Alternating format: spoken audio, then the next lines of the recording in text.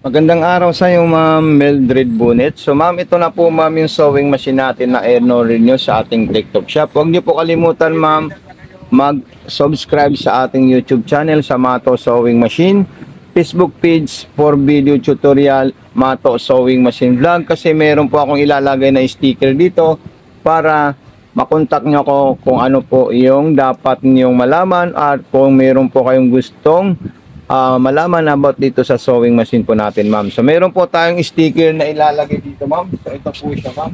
Dito nyo ako, ma'am, palaging ipipiin kung kayo po ay may mga katanungan po, ma'am. Okay? So, pare-recommend din po ako sa Facebook namin, ma'am. At sa YouTube at sa TikTok. Pa-feedback na lang po, ma'am. So, itong sticker natin, pwede nyo po dito, ma'am, idikit or dito sa baba para po palagi nyo po ako nakukontak pag mayroon po kayong mga concern, katanungan dito sa ating sewing machine po, ma'am. Unang-una po, ma'am, ito po yung transformer natin, ma'am. At ito'y isasaksak natin yung ating wire. Okay po, ma'am. Ayan po siya, ma'am. Sumunod naman po yung transformer natin, ma'am. Yung wire niya is isasaksak natin sa outlet natin, ma'am. Ayan.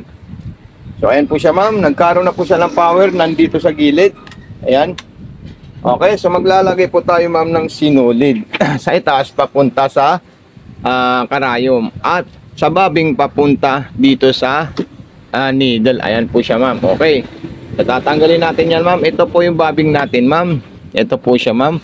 Pang high speed na po yung babing natin, ma'am. Okay, ito po siya, ma'am. Pakita ko muna sa iyo po, ma'am. Ito po, ma'am, yung bobbin keys natin at rewinder natin. At dito po tayo, ma'am, magre-refill. At meron din po yan pa-freebies. Ayan, refilling trade po yan, ma'am. Button start natin yan. Ayan, ang ganda at ang smooth. Diba, din stop dito rin po siya, ma'am. Okay, yung ilaw selector, ito po siya, ma'am. Ito yung speed control. Kung gusto nyong mabilis pa or mahina, kanan, mahina, gitna, medium, high, dito sa dulong-dulo. Left and right pala yung mabilis at mabagal. So, distance, ito po siya, ma'am. Ibig sabihin, kung kayo po ay pipili ng mga agwat, ayan po siya, ma'am. Okay? Number 4, 1, 2, 3, 4. So, ilalagay ko muna to, ma'am, dito. Ayan. Then, may hiwa po doon na maliit at ilalabas natin dito yan, ma'am. Okay? Then, ipapasok natin dito sa loob. Ayan po, okay. Then, tutunog po siya. Ayan, very good. Tama at perfect yung pagkapasok natin ng sinulid po, ma'am. Okay, so maglalagay po tayo ng sinulid dito sa itaas at papunta na po dito siya, ma'am. Ganyan, kukuha lang ako ng sinulid po, ma'am. Mildred Bunet. So, ma'am Mildred, ito na po yung ating sinulid. Ipapasok natin dyan at ilalagay po natin ito, ma'am. Ayan, stopper na po yan, ma'am. Okay, pwede po ito, kaya lang maluwag po siya, ma'am. Ayan, so ito na lang po, ma'am, yung ilalagay nating stopper niya, ma'am. Okay, so ayan, so hihilain natin siya. Okay. So, ma'am Mildred, ayan po siya, ma'am. Then, kukunin natin yung sinulid natin, ma'am. Ayan. Okay, pag makuha natin, isasabit natin dito. Unang-unang gagawin nyo po, ma'am, yung pressure foot, palagi pong nakataas. Pag tayo po ay maglalagay ng sinulid sa taas, papunta sa karayom. Itataas ko po siya, ma'am Mildred. Ayan. Sunod natin dyan, ilalagay natin dito, ma'am. Ayan. Okay. So, ididiretso natin dito, ma'am. At kailangan po pumasok at maipit po dito sa pinakamaliit banda dito. May parang salapi po dyan. Ipapasok natin dyan. Then, pataas po siya, ma'am. Yung hook, shuttle, ano natin, ayun po siya, ma'am. Okay, hindi natin makita sa side, pero makikita natin sa bandang kaliwa. So, ayun po siya, ma'am. Ayan.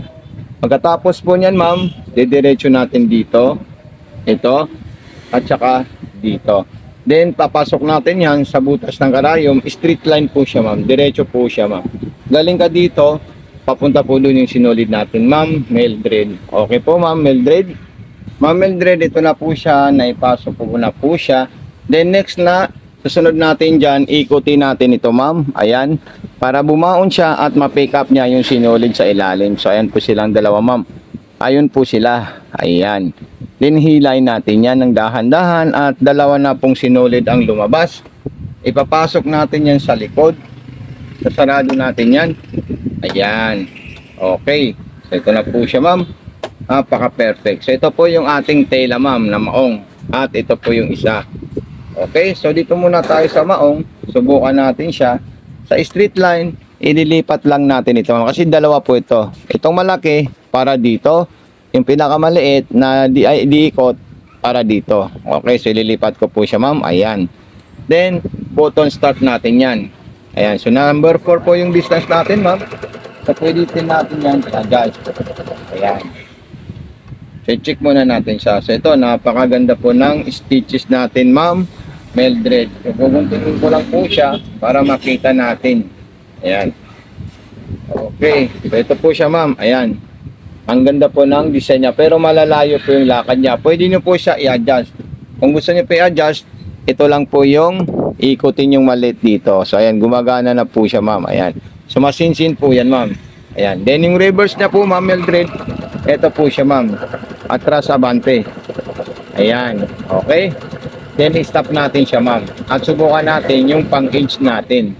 Or pang-aging. Or pang-overstitch sa ating tela. Ayan. Ang pang-overstitch natin, ma'am, is dito po tayo, ma'am. Okay. So, ito po siya. Ayan. So, dito ko po siya i-guide sa pinakadulong-dulo. Ayan. Bago natin pumunta sa mga zigzag at garterize. So, ayan po siya, ma'am. So, number 2. So, dapat number 3 lang po tayo at saka number 4. Ayan. Okay na okay po yan, ma'am. Then, aging, pang-cover stitch. Ayan po siya, ma'am. Ayan. Ang ganda talaga nitong aging niya, ma'am. Napaka ganda siya sa mga laylayan ng tela, sa mga laylayan ng maong, laylayan ng lapit, para mailak niya po yung, ay sarado niya po yung tela. Ayan. Okay, so pupunta naman po tayo dito sa dalawa. Ayan. Okay. So ito kasi isa, dalawa, tatlo.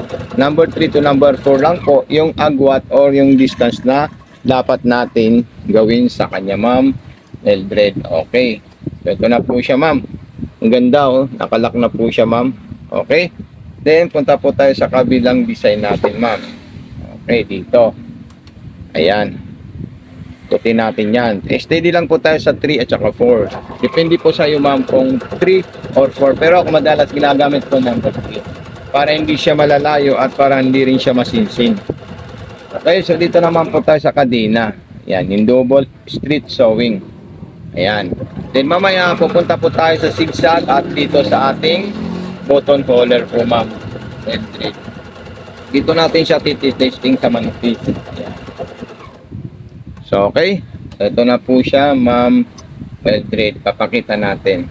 Okay, so pupunta na po tayo sa zigzagger natin, ma'am. Ayan. Babalik na natin siya. Unahin muna natin sa button holder. Ayan. Pag button holder, kailangan nyo ilalagay sa guide ng button holder po ito, ma'am. Ayan. Okay, so lock po yung sa gitna. Ito po siya, ma'am. Ayan. Kunti lang po yung lock natin, ma'am. Okay. Then, punta natin dito or dito. Pwede po tayo dyan para makita natin. So, ayan, paatras po siya, ma'am. Ganda. Okay, so maglalak naman po tayo, ma'am. Ayan. Ayan. Then, pupunta na po tayo sa atras. Ayan. Okay. Atras na po yan, sir, ma'am, Mildred. Ayan.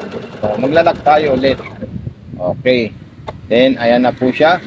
Naka-double lock na po yung ating sewing machine. Ayan. So, stop natin siya. Din butasan natin siya, ma'am. Okay. Ito na po siya, ma'am Mildred. Tingnan nyo po siya kung gaano kaganda itong sewing machine natin na nabil nyo po, ma'am. Kaya, hingi lang ako siya na recommendation at saka subscribe sa ating YouTube channel. Okay, so dito naman po tayo sa zigzagger. Okay, sa zigzagger tayong malaki. Ito po siya, medium at small. So, ililipat natin yan. Okay. So, ito kasi kailangan natin siya i-adjust ng number 2 para mabuo po natin yung perfect na zigzagger ng ating sewing machine. Pwede rin po yan, ma'am Mildred, number 1. Depende na po sa yung distance po, ma'am. Okay? So, ayan. So, ilagay natin siya sa medium na zigzag. I-adjust pa natin ito ng 1.5. Ayan. Para mas makuha natin yung pinaka-perfect na zigzagger at distance ng ating sewing machine. So, doon tayo sa pinakamaliit. Ayan. Okay, so pwede natin siya gawing mas masinsin pa. Number 1. Ayan. Napaka-solid talaga siya, ma'am. Napakaganda. Then, pupunta po tayo sa straight line. Okay, so straight line na natin ito, ma'am. Ito, i-adjust natin siya sa number 2.5 sa straight line. Ayan. Okay, so ayan po siya. Ang ganda talaga nito, ma'am. Ayan. Tara sa bante. Ayan po siya, ma'am. Ayan. So, ito na po siya, ma'am. Oh. Ang lupit talaga ng stitches ng ating sewing machine. Basta tatandaan nyo po, ma'am, tension, ito po siya. Pagpangit po yung tayo sa ilalim at saka sa ibabaw, ito po yung i-adjust natin, ma'am. So, ito na po siya, ma'am Mildred. Maraming salamat sa iyo. God bless and more power po. Peace out po, ma'am. Ayan po, ma'am, yung pa-freebies natin na transformer niya po, ma'am. Ayan. Okay? Yung wire natin, dito natin isasaksak. Kaya, dapat full sit up po tayo, ma'am. So, maraming salamat sa iyo ulit. God bless and more power po. Para sa TikTok account natin, pa-follow at pa-recommend sa Facebook page natin, Mato Sewing Machine Vlog, and pa-subscribe sa ating YouTube, Mato Sewing Machine. Thank you and God bless po, Ma'am Mildred Bonit.